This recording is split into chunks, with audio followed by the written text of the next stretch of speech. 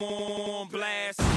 And we are live. This is the Wrap It Up on Blast Raps post-game show. My name is Leonard Alexander, and this episode of Wrap It Up is brought to you by Clean Cuts Barbershop, 2013 Danforth Avenue in the East End of Toronto.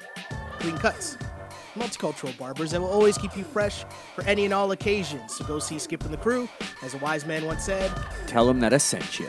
Check them out on Instagram at Clean Cuts Toronto or give them a call, 416-917-4833 to book your appointments now. Raptors fans, this isn't the game that most people expected, but it's a game that we got. Huge Sixers win, 116-95. Again, my name is Sheldon Alexander. I'm here with my guy Bellamo. Bellamo, how you feeling, man? I wish you're feeling a little better. I wish we were feeling a little better, but...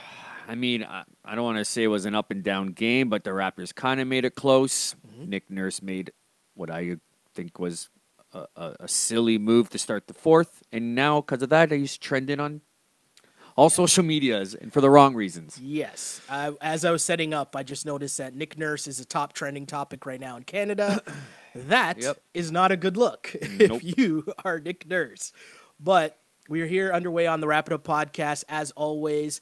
Shouts to people that are tuning in live on Twitter, as you can each and every episode after the Raptors game, at Shell Alexander. Same thing normally goes for Instagram. We always normally have an Instagram feed up, but I will get to that Instagram feed a little later because there's someone that I'm going to call. Someone the people have been waiting for. Yes, people, fans of this podcast. Since the Ball on Blast. Yeah, on this On Blast week. podcast network, we do a little something called the Ball on Blast podcast, which is an NBA-wide pod. And there's a guy, my boy, Andrew Webster. We do that podcast together. He's a Philly fan.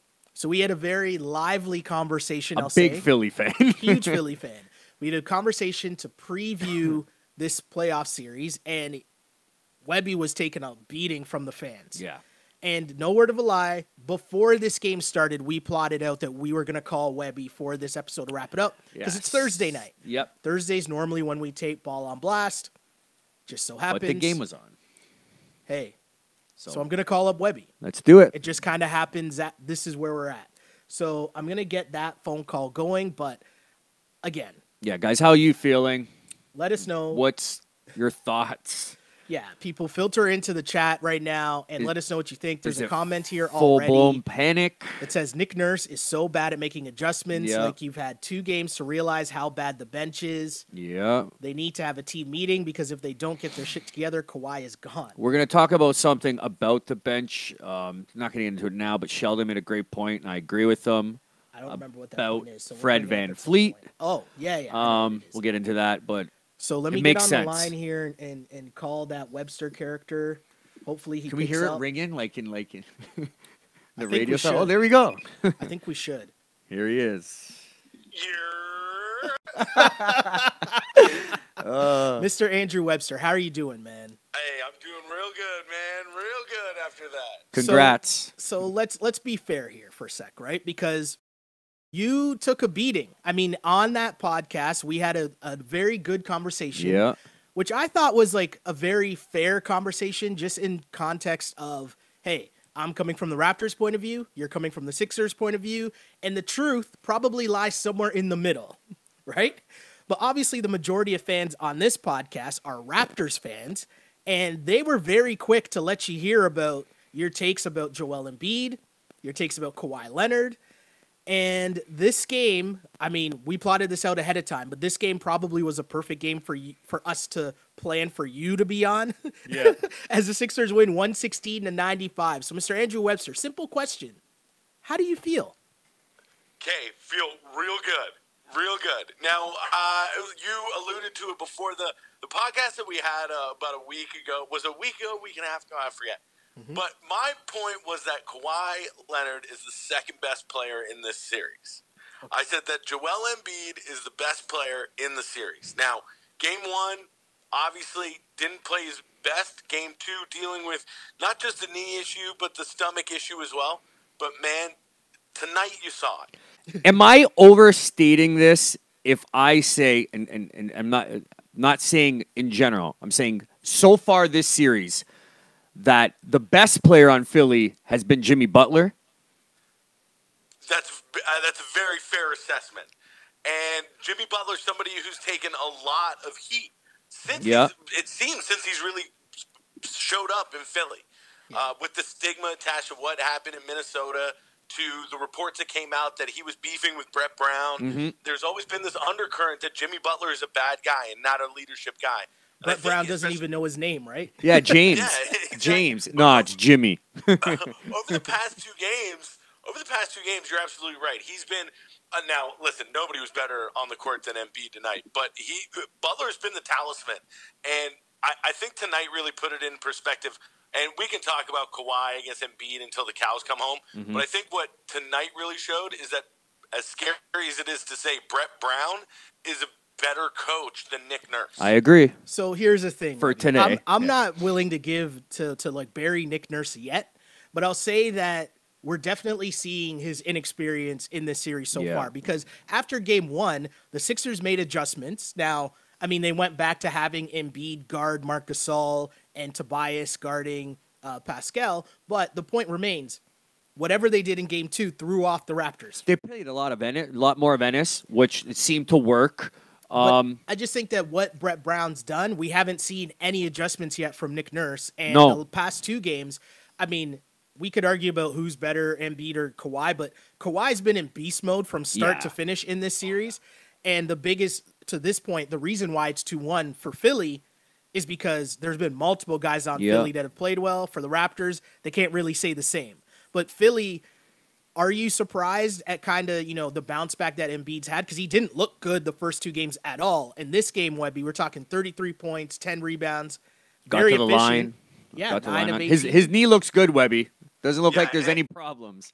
And not only that, but that whole Gasol is the Embiid solver. He's the Embiid stopper. I think that was put to rest tonight. No. See, here's my thing. Right? So he was giving Gasol work from the get-go. Listen, I'm not ready to concede that yet. I mean, it's game. Don't get me wrong. Great game by Joel Embiid. Marc Gasol needs to not be afraid to shoot. Yeah. Because that's kind of what it looked like to me tonight. That wasn't a good look. Most of the Raptors lineup needs to not be afraid to pull the trigger. How many possessions did they have that you saw beautiful, crisp ball movement, but people passing up wide open 3-point looks? Kyle was deferring all the time. Yeah. Pascal looked mediocre.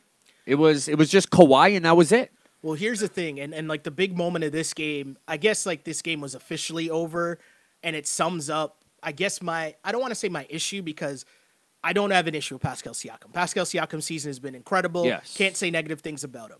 But the one thing I have said for the whole year, sometimes he needs to just slow down. Mm-hmm. And the biggest adjustment that the Sixers made to date, correct me if I'm wrong, Webby, was putting those situations when Embiid is guarding Siakam, they're backing off of him, knowing that he's just going to barrel out of control to the cup and try to score over Embiid, which isn't going to work. But in this game, it was jammed done after Siakam tried to do that, missed. Now, might have gotten fouled, whatever. Forget about that. But then trips Embiid. Yeah. That was just ridiculous. That, to me, was the game That reminded me of, like, Kadri doing something pretty stupid to maybe get your team in trouble there. Yeah, but this game had a really weird vibe. Like, I'll tell you when it started was the Ibaka elbow where he got the flagrant one, and that just kind of set this game off into a weird space because he had the elbow to the nuts of Lowry that didn't go called, which we might see a suspension for. I wouldn't be surprised if they go back to that. I don't think they'll suspend Ben Simmons just because that might be a little too much, but definitely he'll get fined. And the refs, I mean, that's horrible that the refs missed that. But you're right. The chippiness picked up, but that foul call on... It plays into the Sixers' hands.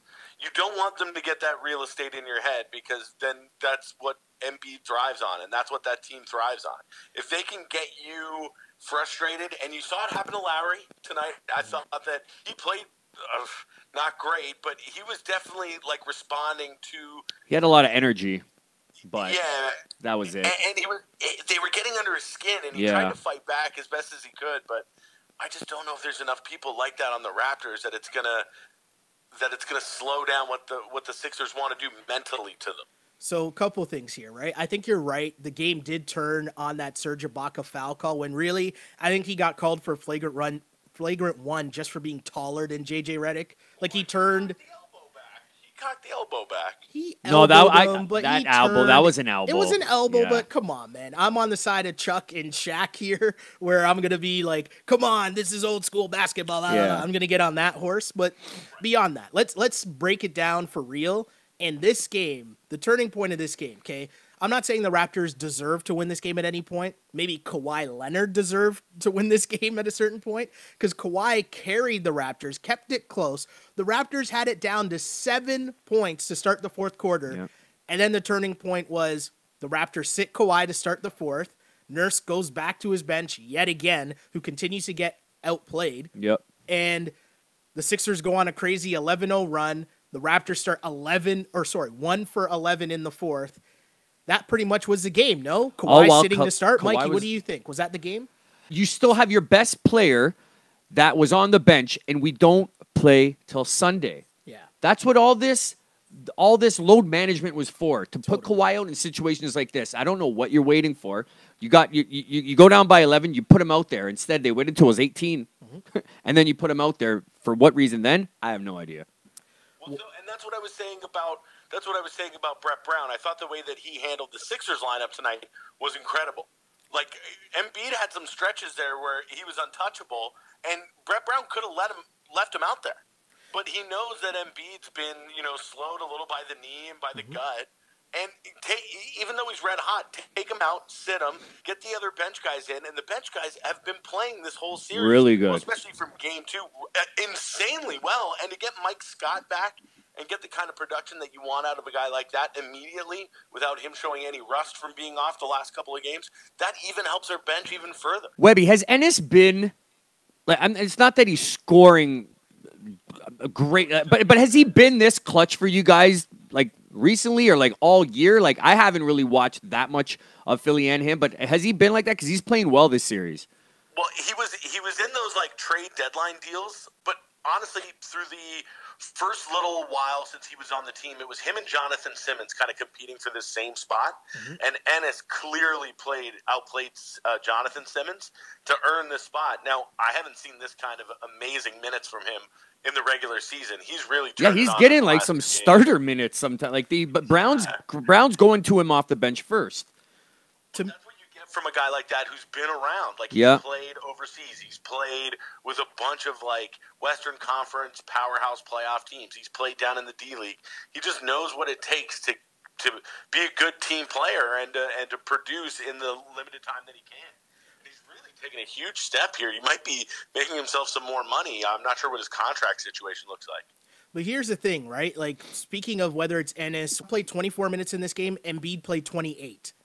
Does that seem weird to you? But here's the reason I bring that up is because you were talking about what Brett Brown has done, and he is dictating everything, right? So he's the one that's making Nick Nurse is the one trying to adjust to, what do I do with Ibaka and Gasol? Do I try to match them? Like, he's not dictating anything in this series. And reacting. Exactly. And that's where the Raptors are in the series so far, because Kawhi gets you back into the game. What Kawhi was doing in that third quarter was disgusting, right? It was 1-on-5. He was looking off everybody. Had over 30 points. But he was dunking. He was getting rebounds. He was blocking shots. He was hitting threes. How many shots did Kawhi miss tonight? Kawhi missed 9 shots. And how many did he take? 22.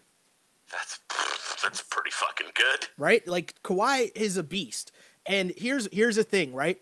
The last game, people were talking about, should Kawhi have played the whole fourth quarter? And I was like, nah, I'm not really mad at the fact that he sat for a little bit to start the fourth, that game, right? Last game, in game 2. This game is completely different. One, you're coming off of what happened in game 2. A loss. For one. 2, you know he was the only person doing anything on your team. Yep. So you get the gift of Ben Simmons taking that dumb technical foul to end the third quarter, right? Where, did you see that, Webby? Where Siakam tried to shoot after the whistle went. Yeah, he does the KG where he blocks it, and then, but he kind of, exactly. So now you get that gift. You're down 7 at that point. Kawhi's on the bench. Cool.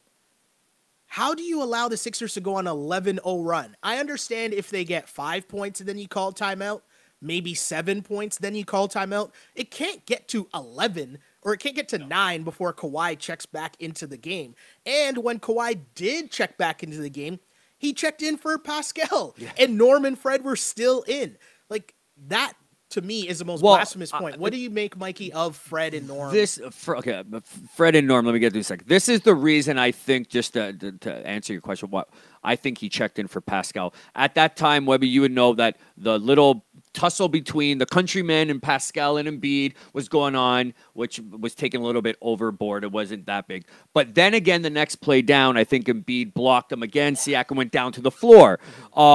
He already had a flagrant one. What I think it was, he said, come off the floor, cool down, because the last thing we need is you getting another flagrant and missing the next game, right? So I believe he just maybe wanted to take him off for a quick minute, have a chat with them.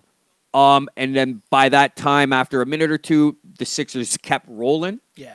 And it was too much where he's like, you know what? Just we'll take this on next game. Fred, Webby, before you came on, we were talking about the bench, the Raptors bench, and Sheldon made a great point in why Fred isn't doing anything. And he's oversized. He's too small. He's too small. He can't shoot. Fred is 1 for 11 in this series, okay? Yeah, I saw that. How many times did he get his shot blocked tonight alone? But then add in the fact that just in terms of matchups, Webby, I'll throw this to you, but Fred's in the game. Who's the other point guard most of the time? It's Ben Simmons. Who's tall. Ben Simmons is way taller than him. Norm's in the game. Yeah, exactly. They switch, and it's always right? Butler. So it's either Butler or Ben Simmons for Norm, for Fred. And then for Norm ends up being on Tobias Harris. And that is not a productive matchup for the Toronto Raptors. Nope. And both Fred and Norm are offensive players. The majority of the reason why they check into the game is because they give you quick buckets, right? If you're unable to do that because you're undersized, and again, we saw the same problems in the first series against Orlando, right? Yep. Orlando has big guards as well, and those two guys struggled. Do the Raptors have an answer for the Sixers bench, or is this something that's just going to continue, Webby? What do you think? Well, I don't necessarily know if it's the Sixers having it or the Raptors having an answer for the Sixers bench. I think it's about having an answer for the Sixers size. Yeah. Like yes. Across, starters and the bench, they're not playing TJ McConnell. So the smallest guy that you're seeing JJ Redick is Redick, right? Who has been driving me nuts as a Sixers fan the last couple of games. I know he hit some shots. He kind of got it going tonight. In the second half of the last game, yeah. Yeah, he's been kind of frustrating, but at least he tries hard on defense, right? Yeah. And if he's the smallest guy you're putting out there against people like Fred and Norm, then that's a good thing for the Sixers. But here's the thing, too, right? Like you're mentioning that. JJ Redick's in the game. Normally, Kyle's going to get that matchup, you'd assume, right, in most instances. But either way, if you're Fred and Norm, bottom line, you got to come in and bring energy, at least on the defensive end. And so far, all you're doing is being outplayed by James Ennis III. Like, that is unacceptable. Yeah. That can't happen. I don't even think, and I don't even want to sit here and be blaming the bench because I think the Raptors' issues start with their starters. Yeah. But at the same point, like, those guys are they're not productive at all. They're negative minus players for the Toronto Raptors so far in this entire series. Yeah. And if you're Nick Nurse, there's no reason for them to have keep fourth going quarter out. Minutes in this game. When you play on Sunday, 3 days of breaks. Another thing, too, so Danny Green was, I believe, 0-4 or 1-4 behind the arc for the whole series. Mm-hmm. He started off the first quarter hot, 3 for 3. Yeah. Okay? He ended up taking only, I think, 4 more shots the rest of the game. Yeah. I mean, when Siakam's not on and Kawhi's cooking, there's got to be a second player. And I thought that would be Danny Green, especially the way he started. Then he just didn't shoot anymore. The Sixers basically have figured out the fact that Kawhi's the only one that really wants to shoot. Yeah. Right? Yeah. Siakam. Kyle Lowry doesn't want to shoot the basketball. No. And I don't understand why. So Kyle Lowry tonight, thank you for bringing him up. 7 points, 2 of 10 shooting, 0 of 4 from 3. And I want to say halfway through the third quarter, he was done shooting the ball. Like, he did not want any part of shooting the ball. He was trying to find guys and give them these hard passes, like, through everybody. And him and Marc Gasol were just overpassing, and the Sixers know that they could just play off of them, and that's not a good look for the Toronto Raptors. If Kyle Lowry and Marc Gasol are going to combine to go 4 for 16 and 0 for 5 from 3, those are going to be L's for the Raptors, right? Absolutely. Mikey, what do you make? Like, what's the deal with Kyle? What are you seeing from Kyle Lowry? Is he? Well, I mean, more aggressive? Correct me if I'm wrong. Did he not get 20 points last game? Game 2? Kyle okay. Lowry, yeah. So I thought coming off a game like that, coming and playing in his hometown, I thought this was going to be the game where the narrative was at the end of it. If the Raptors won or lose, Danny Green and Kyle Lowry stepped up. Yeah. And it wasn't either. I mean, Kyle made some nice little passes. He had there was a momentum switch, a shift that I think it was Kawhi takes Monroe to school, Webby, and does the left-handed cram. On the other end, Jimmy Butler gives a little nudge to Kyle, and he takes the charge, right? So I'm like, okay, there's a Kyle we want. Kawhi hits the bucket. I thought that was the little shift that the Raptors needed. They were down by maybe a dozen or 10 by then, at that point. But then again, just like Danny Green stopped kind of playing, Kyle started deferring and doing the same thing. And it just all ended up being where now Kawhi is looking off other players and just going ISO and taking it himself because he's the only person that's going to score. Totally. And I don't blame Kawhi for ball hogging, if people want to call it that, because at a certain point you look around and you see that other guys don't want the smoke, and you got to take it all. And he was, again, I can't emphasize this enough. The Raptors probably, I know they got blown out, but this game should have been over at like halftime, or at least in the third quarter. They should have been down by like 40, if not for what Kawhi Leonard was doing. Like, it was disgusting. Kawhi Leonard, I don't know, and I know Webby, hey, I'm still going to say Kawhi is the best player in the series, and Kawhi he's shown that, his numbers have shown that, but just his effect on the game is completely insane. He's all over the place, making all types of plays. And if one other Raptor, just one, has a good game, they are in this series, they win. And that's a messed up part to me, because again, the Raptors were down 7. They didn't deserve to be in this game at all. They had no chance, there's no reason for them to be in this game. And yet you were down 7 to start the fourth quarter. And Kawhi is on your bench. And you have Fred VanVleet and Norman Powell. And let's go to the stats Your 6, here. 7, and 8th guy. Fred VanVleet in 21 minutes, 0 for 7, 0 for 5 from 3, for 1 point, 3 rebounds, 1 assist, 1 steal. Serge Ibaka in 16 minutes, 2 for 6 for 4 points, 5 rebounds and a steal. Norman Powell in 16 minutes, 6 points. Now, again, let's do some quick math here, and those guys combined for 11 points off the Raptors bench. Add in some garbage time too, so that's not even a fair shake to give them those numbers. But let's say those 3 guys with 11 points, and when you go back to the Sixers bench, James Ennis had 10 himself.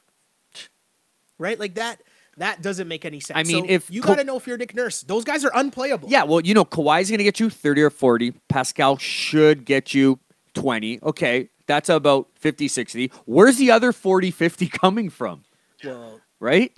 Yeah, and that's where the Raptors have a problem, because if it's not the bench, then that means your starters got to be more willing to shoot. Gasol's got to – I've been saying this from the season.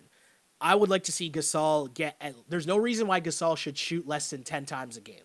And threes, a couple threes at least. But he's consistently been around or under 10 shots per game, and that's not good. It needed to be, and I've been saying this from this regular season as well.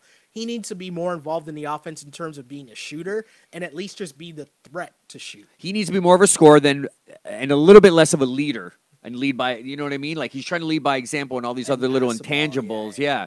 Be more of a scorer now. And that's when you have Kawhi looking guys off late, and he's just chucking up shots because, hey, at that point, those guys didn't want it. But, Webby, I got to ask you something here, because there's something that has me a little cheesed, and I know you love it, because I know Embiid is your man's, right? Big boy game from Embiid. But the showboating. I know that's his game, but it's game 3. Like, you're at home. Okay. You're at home. You took a series lead. You're feeling good. It was in the fourth, too. It wasn't like it was in the first. It was in the fourth, I guess. 100%. I don't understand that. I caught wind of this, too, on Twitter with people saying, oh, like, easy Embiid. Like, what? Are you against bat flips? Are you like the old man yelling at the cloud here? No. That's not it. We're here to have fun playing NBA basketball. Hold on. I like fun things. I'm here for all the fun. But you can't be out here talking about how you had the shits and you might not have played in game 2, which is whack AF. You can't be talking about how, oh, my knee's sore, I'm questionable, I don't know if I'm going to play. And then front running because you're up at home. You do a windmill dunk. You almost missed. You almost did. Webby, he just got that in, Webby. Yo, my guy was almost a Sprite commercial, Webby. Right? And then but it still was nice. Don't get me wrong. It's funny, it's jokes. I like fun things. I'm just saying, does he run the risk of just being bulletin board material for the Toronto Raptors now? Yes. But who on the Raptors is going to use that bulletin board material? Kawhi might drop 60 next game. What do you mean? But Kawhi can drop 60. There's nobody else. There's no emotional fire. Like your emotional fire is. They looked old tonight, Webby. I said it. Today was the first game in a while where I said, "Ooh, they're kind of they look like an older team." They just look. I don't know. They just look. It looked like the speed and the energize. And I know it's always the game 3 is always what the first home game is like that, but just Philly outpaced them the whole game. All I'm saying is, if you're Joel Embiid, you're doing all this stuff now, and like, what happens if the Raptors win on Sunday and you're going back to Toronto 2-2? Like, all that showboating. Toronto 2-2, that's the way it goes. But listen, man, this isn't new. This isn't new to Embiid. This is what he does. You're right. This is part of his game, and part of his game is trying to get real estate in your head rent free. And if he can do that with some of these antics, then he's winning that mental chess game. I think that this is something that, like I say, it's not new to him. This is not something that, like, is out of character. Like, he'll be ready. I'm sure he will.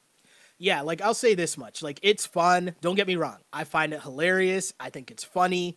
All I'm saying, though, is that it was a bit much. Like, my guy was... they're shimmy shaking. The flying. The AI. I'd be getting all fired up, too, if I was throwing down windmill dunks in front of Iverson, Deshaun Jackson, and Meek Mill.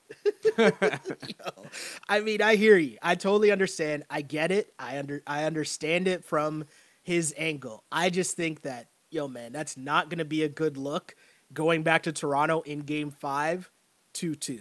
Because... Unless it's 3-1.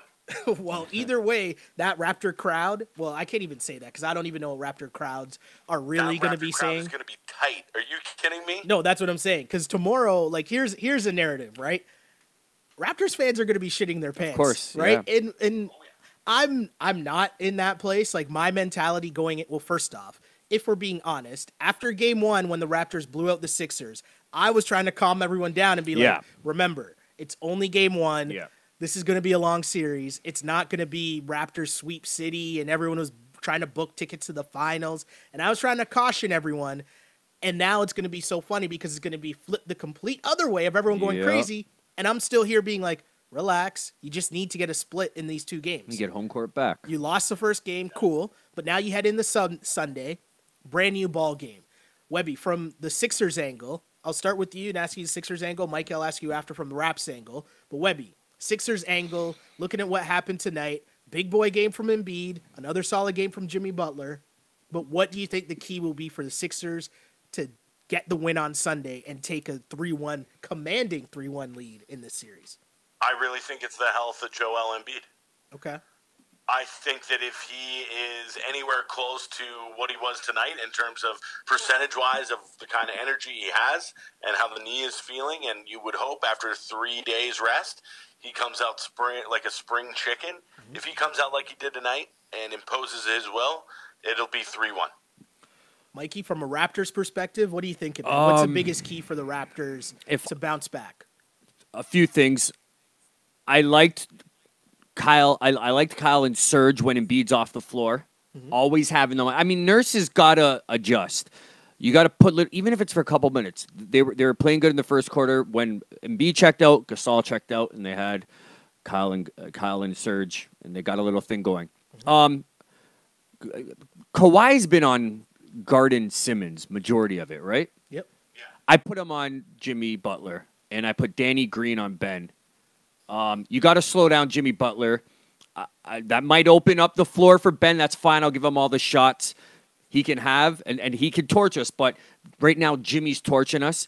I put my best defensive player on him. Gasol's going to try to do what he can do, but Webby's probably right. I mean, you're going to know that Embiid's going to go for 30, more than likely. Mm-hmm. But on the other end, Gasol's going to have to shoot more. Kyle's going to have to shoot more. Danny's going to have to shoot more. And, I mean, they didn't over-exempt themselves today with energy, the Raptors side. So it should be a lot of minutes for the starters on Sunday.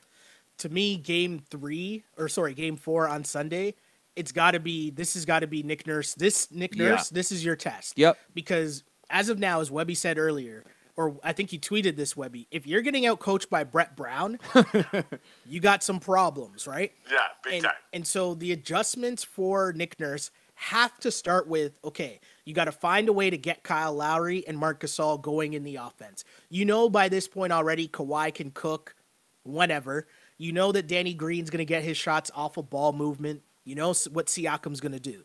But you have to find a way to get scoring. If it's not from Kyle and Gasol, each getting you somewhere around 10 points. Siakam, then. No, what you need to do is figure out what you're doing with your bench. Yep. Because at the end of the day, right, this narrative that the Raptors bench is struggling in the playoffs, the truth is the whole season the Raptors bench has not been good. And we weren't saying that last year. No, not at all. It went from the bench mob to the bench slobs. Last year was the real strength of the Yeah. Raptors. Yeah. But the whole year, and people that follow this podcast will know, we were talking about the fact every podcast I'd come on, get mad at the fact that when Kawhi would check out, he'd check back in at the second 6 quarter. minutes mark. Yeah, in the second quarter, and the Raptors would be down, and Kawhi would have to go into ISO mode to bring them back. Same thing would go in the fourth quarter. And the whole season, Nurse had been trying to play the bench as a full unit, and then obviously gave that up once the playoffs came and shortened the bench to 8 players. But he's still trying to play this unit of Fred, Norm, and Serge at the same time. And by now, it didn't work against the Magic. It hasn't worked against the Sixers. You got to give it up at this point. You got to pull the plug and realize that at its core, follow me, correct me if I'm wrong, but starters are starters and bench players are bench players because your starters are better than your bench guys, right? And you're in the playoffs now. You have to shorten that bench as much as you can physically be able to. But you have to take it to its most simplistic form, in my opinion. And your bench players are coming on only to give your starters a rest. Meaning, I'm only playing one of Fred and Norm at the same time. Only one of them. In the middle of the quarter, too. Not after a third quarter. The third quarter ended, and you have a little bit of a commercial break in that. I mean, that in there should be a resting period for your starters. Sure. In the middle, at the 6-minute mark, then you bring in Fred, Serge, and Norm. Give a little breather for some of your starters. You don't put them in at the start of a quarter. There's no need. But I'm saying whenever you bring them in, why do they all have to play together? Yeah. That makes no sense. Yeah, why do all 3 of them have to play together? Yep. And then meanwhile, on the other side, you've got Brett Brown, and he's subbing in starters with bench players. Yep. Right? And so he's playing the matchups. If he sees Serge, Fred VanVleet, Norm, the bench guys all playing together, then Scott comes roll out. His lineups out the way he sees fit by getting Embiid a little bit of breather, but keeping Simmons and Butler out there, and then rolling in Tobias and Embiid and giving those other guys a chance to sit. Like, it's just the chess match game now of the lineups. And so what happened to start this game, it's funny you bring that up, right? Because in this game, Gasol subbed out a little earlier than usual in the first quarter. He got the foul. No, but I think that was to match Embiid. Because if you look at the first few games, right, in game 1, it was a 2:30 mark that Gasol checked out of the first quarter. In game 2, it was a 2:49 mark. And then tonight, it was 4:48. And I think Nick Nurse did that on purpose to try to make sure he brought him back earlier in the second quarter against Joel Embiid. Like, that's part of the matchup where, again, Nurse is trying to catch up. Brett Brown is the one dominating this matchup because look at what the numbers that Joel Embiid put up in this game. I keep having to remind myself that Mike Scott played 4 minutes less than him. Yeah, it was in 28 minutes. 28 minutes, Embiid had 33 points, and the problem, too, was you let him get to the foul line, 12 of 13 from the foul line. But add in 10 rebounds, 5 blocks, 3 assists. Those blocks all on Siakam and Kawhi. Well, 33 points in this game, 28 total points in games 1 and 2. Hey, Webby, why do you think, or I think maybe it's just because he's the veteran, but why is he playing Monroe over Boban? Or is that just... Monroe's better. Boban's useless. Because Monroe's got more offense. Yeah, so he can more put rebounding. Monroe up there. Well, no, I would say they're Boban's got him, with size and positioning for rebounding. But what Monroe can give him offensively, which, again, as we saw, isn't much, but it's more than what Boban can. And it's his old team, too, right? It's his old. So, I mean, Raptors fans, hold your breath right now or plug ears. Let's just say Philly moves on to the Eastern Conference Finals. Do you think Brett Brown's going to go with the same tactics? Or do you think he's playing Monroe a little bit more because it's against his old team and he might know a little bit, you know what I mean? Or do you think this is the way he's going to go through for the whole playoffs? I think it's more of the matchup with the Raptors. Okay. I think that it might differentiate if they do move forward, whether they play Milwaukee or whether they play Boston, who you'll see more of in terms of Boban or Monroe. Greg Monroe. Yeah. Or if he can play TJ. TJ, because, for a faster. TJ hasn't seen any minutes in this game because I think that he got garbage time, but yeah. But I think he wants to exploit how big he is, like how big his team is. Yeah. And so if you brought in TJ, you lose some of that size that is working so well for you, especially in these last 2 games. Yeah, and if you bring in TJ McConnell, that advantage that you have with Van Fleet and Norman Powell not doing anything, those guys are going to look up at TJ McConnell and it's Cook City, right? Yep. Exactly. I mean, it's good game planning. This is going to be on Nick Nurse to adjust and figure out what to do with his bench. And, I mean, hey, it's all hands on deck if you think about what's going to happen in the fourth quarter on Sunday, right? Like Kawhi, if he has to play the whole – you learned in this game, if you have to play Kawhi Leonard the whole second half, then that's what's going to happen because this game was blatantly lost at the start of the fourth quarter. You're down 7. You're right there. That's like you're right within the grasp of being able to say, hey, we can tie this game. We can win this game. With the full fourth quarter left, what's a 7-point lead? Yeah. Nothing. And Kawhi's on the bench. Boom, 11-0 run. Yep. Come on, man. He came back in when they were down by 18. That doesn't make any sense. 98-82, Kawhi checked in. Yeah. Fred and Norm cannot be getting fourth quarter minutes, but do you turn to Patrick McCaw to just sub those minutes and at least maybe he gives you defense? Dare I say, do you go to Jeremy Lin? Or what do you do? God. Do you just alter Norm and Fred's minutes? What would you say, Webby?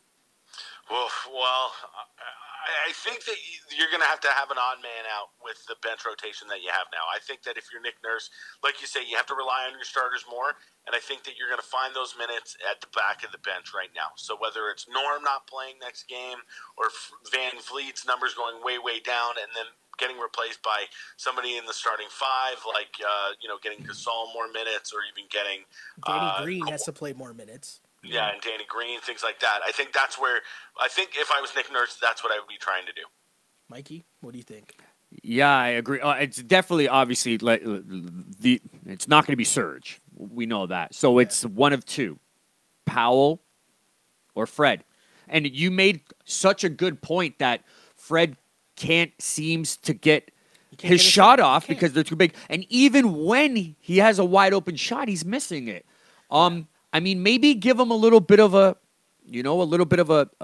scare and put in McCaw in instead of him for the first series that the bench comes on, and then put him in and see how he acts and see if it gives him a little bit of a good healthy competition, right? Yeah, I mean that's. Yeah. I mean, I would definitely seriously consider going to McCaw or even going to Jody Meeks, who's a vet, and because here's the thing, you're talking about 10 minutes. Really, in the grand scheme of things. So if Jody Meeks is a vet that at least you can say I would trust him taking an open 3 because he can get his shot off as opposed to settling it down I'm just saying as opposed to what Norm and Fred are doing because here's what the Sixers have done. They've packed in the paint and said if you guys can't make shots, Norm, Fred, Kyle, Siakam. If you guys want to barrel towards the basket and try to make shots over Joel Embiid, good luck with that. And the Raptors have not been able to solve that problem at all. So, hey, if you got to turn to McCaw, who can hit an open shot, or to Meeks, who can hit an open shot, at this point, hey, I wouldn't knock Nick Nurse for going to that well in Game 4. I have a question for you, Sheldon, and you guys too, Raptor fans. How much are we missing OG Anunoby right now? Huge. Big time. Huge. I'll say this, and I said it after last game. I was wrong. I said at the start of the playoffs, it's not a big deal you're without OG because he's the ninth man. But he is the ninth man. But at this point, if those two guys can't get shots off and they're not stopping anyone on the other end, at least OG can come in and guard Mike Scott or guard Ben Simmons or guard Tobias Harris, like guard any of those big perimeter guys. At least OG could give you that because Fred and Norm are giving you not even defense at this point. And I don't think he's back this series. There was a report about a day ago that like he's not close. Yeah. Oh, he's really? not close. Yeah. Not a good look for OG. Yeah, not a good look for the Raptors, but good win, Webby.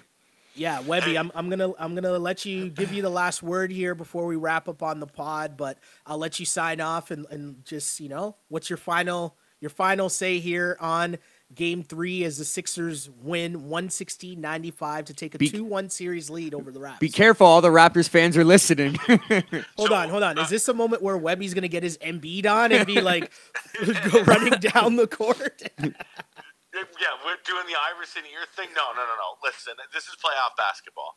And the Raptors are playoff battle tested. They know how important the next game is. And it is going to be a kitchen sink game. The Raptors know that they have to win. They're going to empty the tank. They're going to throw everything that they can at the Sixers. I wouldn't be surprised if the Raptors got out to a big lead. But, man, it all hinges on this next game. Because if the Raptors are down 3-1 going back home, not looking good. Baby is over. All right, Webby. Well, thank you for joining us. Thanks, Webby. We really appreciate you tuning in. We mix in a little ball on blast on this Wrap It Up Raps post-game show, of course. And, to get the Sixers perspective is desperately needed. Yeah. So we appreciate that, my dude. You guys keep up the good work. We'll talk to you soon, my dude. All right?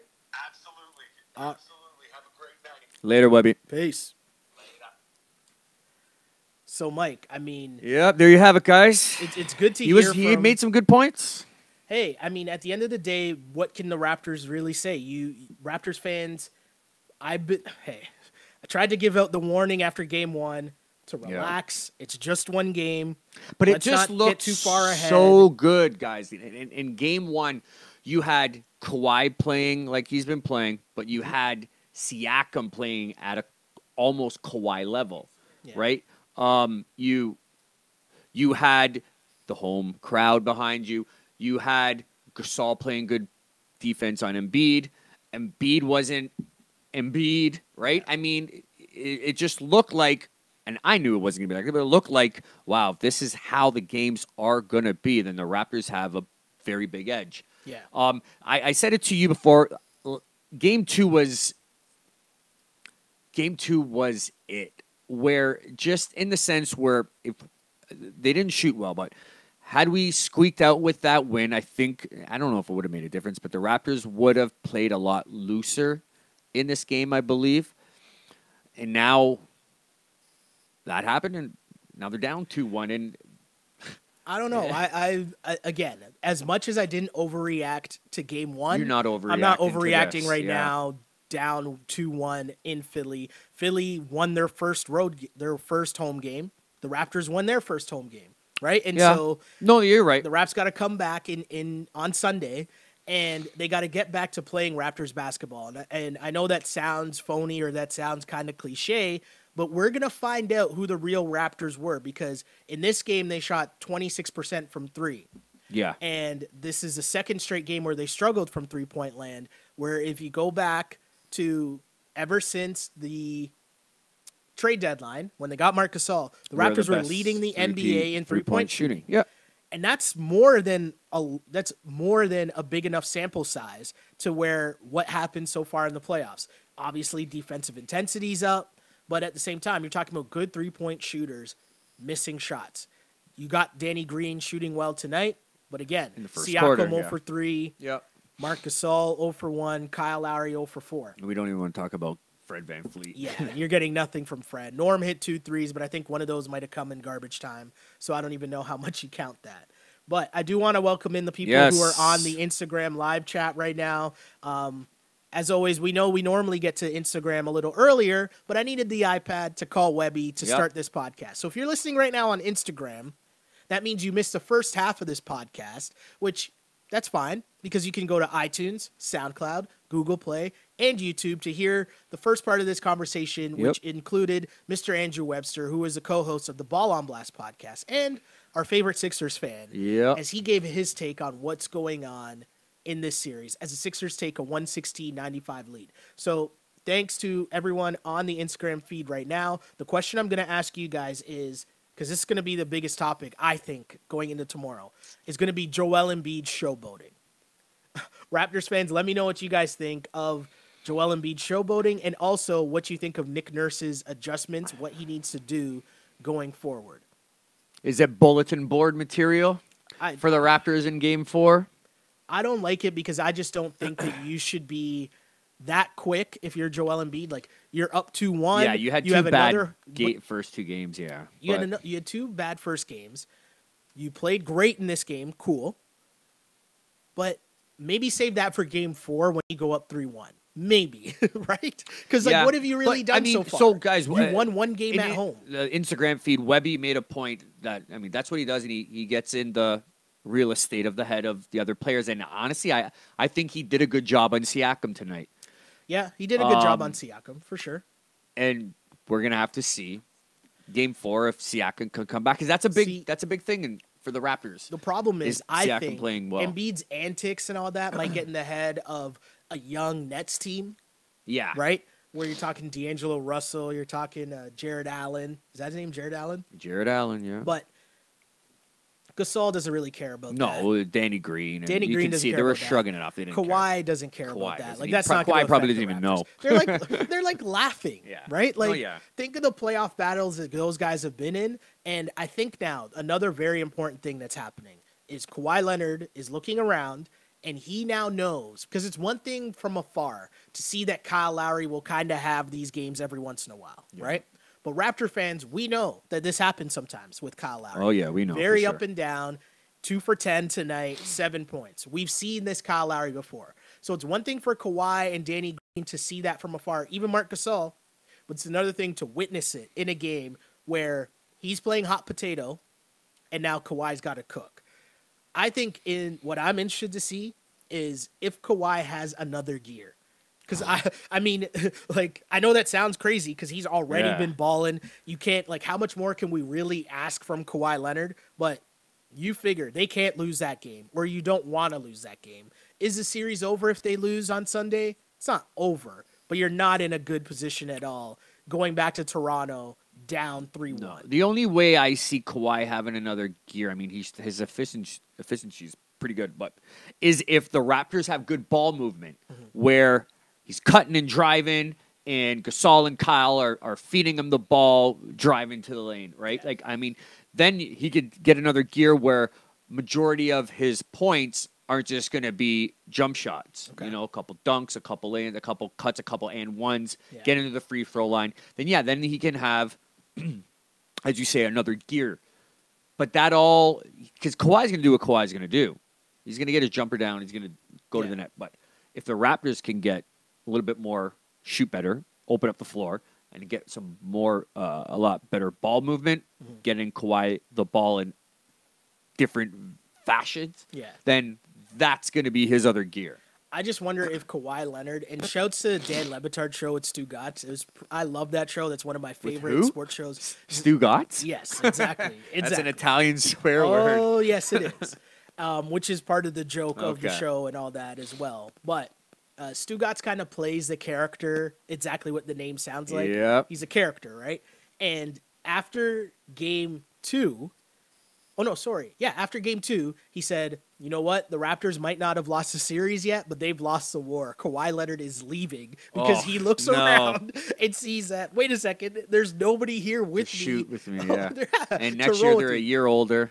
And so this game is just another tick in that, a chink in that armor, let's say. If you're the Toronto Raptors thinking like, oh no, this is not a good look. What is going on? Because Siakam is good. Siakam had an all right game, right? 20 points, 7 of 15. I mean, he didn't. He wasn't really noticeable. Yeah, it wasn't impactful at all. But if you're Kawhi Leonard, you might have to go into next game thinking I might have to go for 50. Yeah, right. And I don't know if that's a thing, but someone on Twitter says if Kawhi drops 50 plus next game and the Raptors still lose, fire Nurse and just rebuild.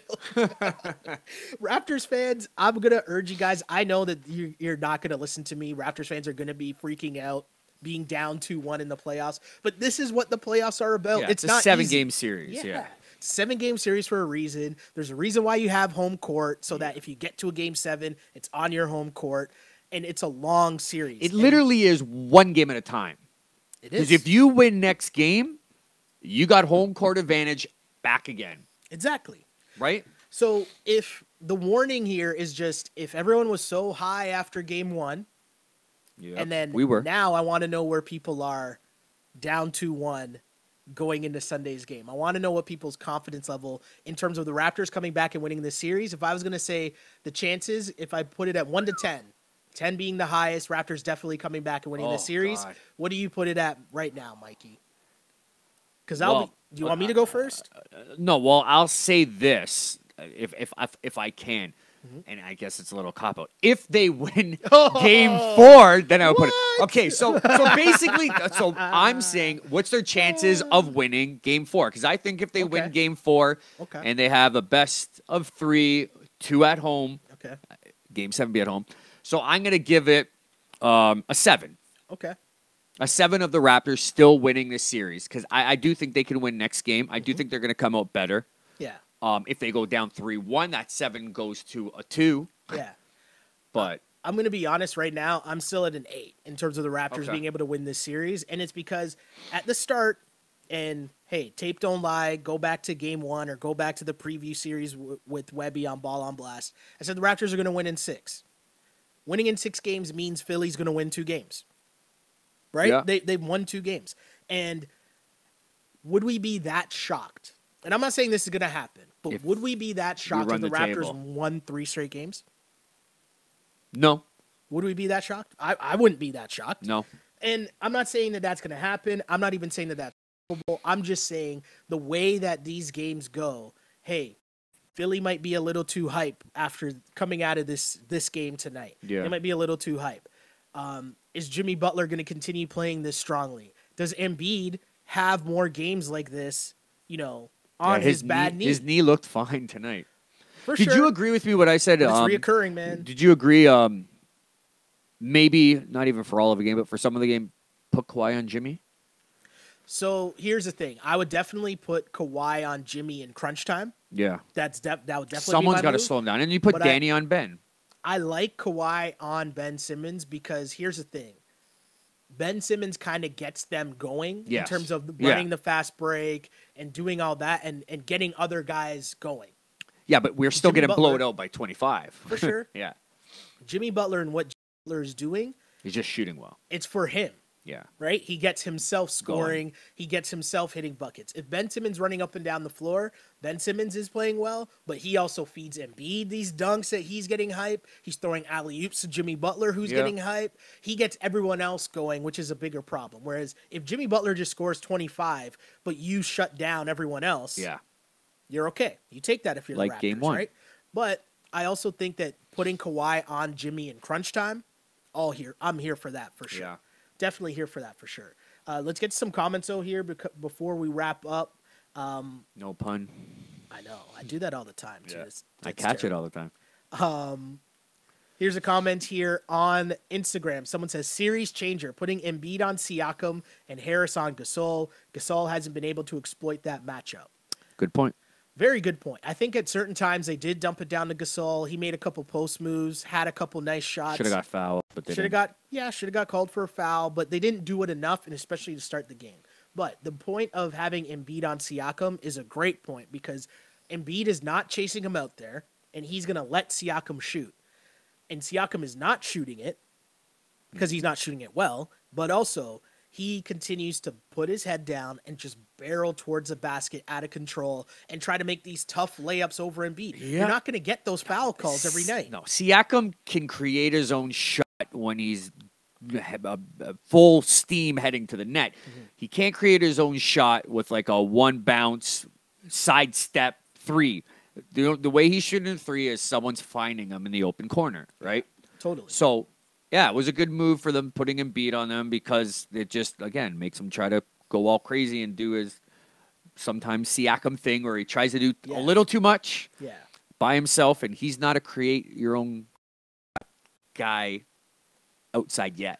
I like the energy from my guy C. Brown here who says, Raps run them out of the building on Sunday. Shots will fall. The North remembers, ... how to shoot. I hope. I see what you did there with the Game of Thrones thing in there. I like that. I appreciate it. Yeah, we need Danny Green big. Danny Green started off 3 for 3 in the first quarter, and I thought, this is it. I go up. Yeah. This is a good sign. Yeah. He cooled off. Humiliating. Here's a comment on Instagram. Humiliating that everyone bullies the Raps, even if we have. This is what I'll say about the Embiid thing. That's not going to go over well in a veteran locker room, like the Toronto Raptors locker room. That's not going to go over well. I'd have that Embiid sellies, like when we watch tape tomorrow. Yeah. And I'm Nick Nurse, I'm either starting or ending our film session with Embiid running and flying up and down the court. Flying his own plane, yeah. That you have to take personally if you're the Toronto Raptors, because if you lose, the old Raptors were the team that got punked off by LeBron, right? The old Raptors were the team where LeBron's spinning the ball, shooting threes, trying to flip beer, bottle, right? Doing flip cup. Yeah, LeBron fake drinking the beer on the sidelines. Yeah. That's the old Raptor team that put up with that stuff. A, Joel Embiid is not LeBron. B, this is a different Raptors team. That is unacceptable. That can't happen. No. Right? And if that means you're going to hard foul or do something, I'm not saying that that's winning you the series. Yeah. I'm just saying you got to let them know, bro, you got to chill out. It was a series of events that whole little thing happened with the 18-0 run or whatever they went on, and then the block on one end on Kawhi, and then the dunk that he just made. We talked about that with Webby. Embiid just made that windmill. Okay, that could have been epic fail. If he sprited that and like front rimmed it and then landed awkwardly on his knee, what would have happened then? I think when he was flying that plane, what was going on in his cockpit was, wow, I got lucky there. Okay, I'm telling you, you guys, and that's the one thing. Yeah, his knee looked good, and I agreed with that with Webby, but it's not fully healed yet because he couldn't get off the ground there. Yeah. It was hard. Barely got up. Great comment here from Glow Girl Smile on Instagram. She says, Sunday will be a, quote, not today kind of day, which is another Game of Thrones reference. Yeah. Shouts to that. Really appreciate that. More comments. Embiid will cost the Sixers a series. Just watch. The one thing I was saying, and I was wrong tonight, was Embiid's three-point shooting. Yeah, he made me shut up. Yeah. Embiid hit the first one, and I said, that just means he's going to miss the next two, and he didn't. He shot 3 of 4 from 3. But, hey, maybe he carries that same confidence into the next game, and percentages are percentages for a reason. They're going to even out. He's not a 75% three-point shooter. I have a question for you, for the commenters as well. Who does a 3:30 start benefit, or does it at all? That's interesting. I think the vet team in the Toronto Raptors, like Marc Gasol has played in a lot of different playoff series. Kyle Lowry, same thing. Kawhi, Danny Green. So that means they've dealt with this situation before in terms of playing during the day, in the afternoon, in the playoffs. So I would say they have more experience with how to deal with that. You kind of know what your routine is more. But also, I'll say this. You're on the road, and minus Kyle Lowry because that's his hometown, but on the road, you can lock in a little more and tune out distractions. Yep. Right? Go bed early, wake up, be at the arena. You could just be super focused. Get your shots in. Yeah, you can be more focused on the road. And it's a Sunday, so, I mean, who knows if some of the Sixers, I mean, Ben Simmons was out here in Toronto the night before. Maybe he's going to go out with Iverson and Deshaun Jackson and all them on a Saturday night and be a little, sluggish. Who knows? So Marc Gasol is something here that people are interested to talk about. One comment says, can't hate on Gasol, but he needs to be more aggressive. Yeah, we said that. K2's Garnett says, Gasol is washed offensively. He's useless. Offensively, I agree. He's not playing well. Even Sheldon was saying that again on the when we had Webby on. He needs to stop deferring and shoot more, especially beyond the arc. Yeah. He's playing well on Embiid. Embiid's still torching him, but Embiid will torch anybody. But you can see he's kind of getting under his skin a bit. Yeah, he does other things, the ball movement, like the stuff, the little intangibles that Gasol does, but he is not helping the Raptors on the offense whatsoever. Someone saying I'm being a little too hard on Embiid. He said, bro, they gave Siakam the ball with 7 seconds on the clock. What do you expect him to do? It's a fair point. Yeah. It's a fair counter. I mean, what I really want him to do is not try to get all the way to the basket against Embiid. Pull up maybe 2 or 3 feet and hit that short floater. Yeah. Or 2-foot jump stop like Kawhi does so well and hit that little fadeaway. Something like that. There has to be an in-between game. What was Siakam's move? Remember at the beginning of the season? The spin move. Yeah. I haven't seen that in a while. It still comes out every once in a while. It's every not Christmas. It's not going to work on Embiid. Embiid's too long, right? Embiid is too long. The refs, I'm not going to blame the refs. Can't blame the refs when the refs were terrible for both teams. Game 2 was worse. And I mean, the refs are just terrible on both ways. I'll say this to wrap this podcast up. Yep. If you're Joel Embiid, after doing all those antics, you better have another good game on Sunday. Well, let's hope not. You better no. But I'm saying like, if you're Joel Embiid and you're going to do that, you need to back that up in Game 4 as well, or else all your antics are for nothing and you just look like a huge clown. Which he does a lot of the time, so it's nothing to him. But yeah, totally true. Yeah, I agree. 2 other Raptors not named Kawhi Leonard has to score. Not only do you have to take pride in watching what Joel Embiid just did to your team, but you also have to take pride in watching what Kawhi Leonard is doing and feel bad that you're not helping him. Yep. This is all about pride, and as cliche as it sounds, you got to dig deep and give and leave everything on the floor on Sunday afternoon because Kawhi Leonard is doing that, and everyone else is just standing around and kind of watching it. And whether it's the bench, which I think a big problem is, it's the bench's fault. Don't get me wrong. But I think with Fred and Norm getting minutes with Kawhi, they're confused and they want to defer and they don't know what to do. They're thinking too much. Like, do I pass it to Kawhi? Whereas when they're on normally with the full bench unit and they're on with like Meeks and they feel like OG, a leader. Yeah, I'm the leader. I'm the man. I can take whatever shot I want, right? I can nice this guy and shoot. Yeah. But now I'm on with Kawhi. Okay, what do? I don't know what to do. Now I'm thinking too much. Okay, I guess I'm going to shoot blocked.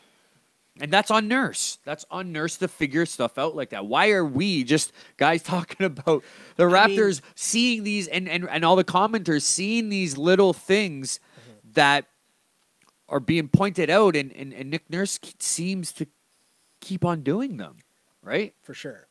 I'm just going to say that the Raptors fans, I'll stress this. Just as I said, don't get too high after game 1. It's a 7-game Don't series. get too down after game 3. Yeah. Being down 2-1 in the playoffs, whatever. It's not that big of a deal.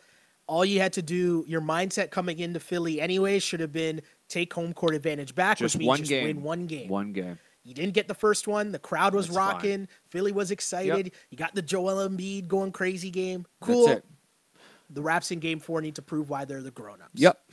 But Mikey, where can the people find you in between the games if they want to hit you up, ask you some questions, get your thoughts on what else is going on or what they need to do? Like I always say, the YouTube comments, always appreciate it. The community, I try to respond and hit up all the comments there. And on Instagram, MikeBello_6. Hit me up, guys. And Mike's totally right about the comment section and the people that we have on this feed, whether it's on Instagram or on Twitter or on YouTube. It's a good basketball conversation. Oh, yeah. As someone says here, what happened to our defense and why is Nick Nurse keep putting Kyle Lowry and Van Fleet on the floor together? They're too small versus the Sixers. Yep. That's the truth. Philly's big. That's the truth. Because one of those guys ends up having to guard Ben Simmons or Tobias, and it's just a mismatch, a walking mismatch. So the Raps definitely got to make adjustments. And again, to talk to all these people, find the podcasts on iTunes, SoundCloud, Google Play, and YouTube. Hit that like button or smash that like button, as Mikey likes to say. Because, guys, this what it does is it gets it trending in a way where more people see it, more people look at it, more people comment, and we get better discussions, right? Yeah. So we just want to get the community out there and see all the takes because, like this is the year. This is the year that we have Kawhi, we have everything going. We just want to get all the as much comments as we can get and get the community flowing. And here's the reality of the situation. The Sixers are now 1-2 games, which means in theory there could just be 2 games left of Kawhi Leonard in a Raptors uniform. Don't say that. I'm just saying. I know. My point is to enjoy all this, enjoy it all, what we're watching, because hey, people are still here talking about Kyle can't slump in the playoffs. Raptors are a 2-man show. After all these years, we got to be used to what Kyle Lowry does. Kyle. I'm not gonna be here getting mad at Kyle Lowry having bad games in the playoffs because we've seen this already. Because we're okay with him going through these slumps as long as he's doing other stuff. And we just know that this happens. We know that this is a thing. We should be used to this by now. All you need from him is 10 points. Knock down a couple open jumpers. Him and Gasol, if they could get 10 to 12 points each, could be a massive, massive lift. Huge help. I'm not against Embiid having fun. Have all the fun you want. I'm for all showboating as long as you can back it up. Yeah. I think that if you're Joel Embiid, you have not backed it up more than you have backed it up, and it's only game 3. Yeah. Their best player has been Jimmy Butler, hands down, so far. But, of course, if you want to hit me up and get mad at me for not liking fun things in this situation, you can find me on Twitter at Shell Alexander on Twitter, at Sheldon Alexander on Instagram. Again, can't emphasize it enough. iTunes, SoundCloud, Google Play, YouTube. Search On Blast Podcast. Subscribe, share, and tell your friends because, hey, we're still in the middle of it. You said, Raptors fans, that you wanted the smoke of the playoffs. You want to win championships. Championships are not won easily in any sport. No one goes 16-0. So we're here. Enjoy this ride. Enjoy the grit of being down 2-1 because it would just mean it's so much sweeter when the Raptors come back and win this series. Just enjoy the ride. Yep. As I always say, and I know this is a little weird because Meek Millie was courtside. Meek Millie was courtside at the game cheering for the Sixers. But Can we see a Drake quote instead of this one? You used to call me on my. No, go say it. Let's go.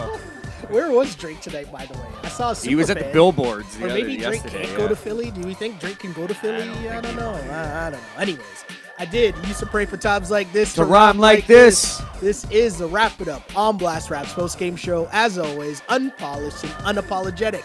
Until next time, see ya. Peace. Thanks, guys. Blast.